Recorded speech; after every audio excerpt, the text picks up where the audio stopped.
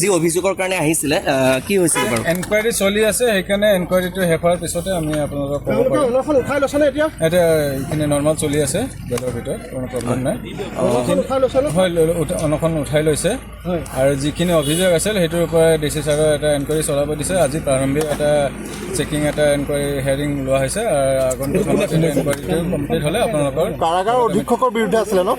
কাৰাগাৰৰ ভিতৰতে ঘটনা কিছুমান অধীক্ষকৰ বিৰুদ্ধে কাৰাগাৰৰ ভিতৰৰ ঘটনাক্ৰমৰ ওপৰতে কমপ্লেইনবোৰ কিছুমান আছে। এইটো এতিয়া এনকুৱাৰী এটা হ'ব। কেনেধৰণৰ ঘটনা সংঘটিত হৈছিল বুলি তেওঁলোকে জনাইছে আপোনাক? যিহেতু এতিয়া এনকুৱাৰীটো হ'ব, সেইকাৰণে আমি বেছি তথ্য আপোনালোকৰ লগত শ্বেয়াৰ কৰিব পৰা নাই। এবাৰ এনকুৱাৰীটো হৈ লওক, এতিয়া তথ্যখিনি আমি চবৰ লগত শ্বেয়াৰ কৰিব। ধন্যবাদ।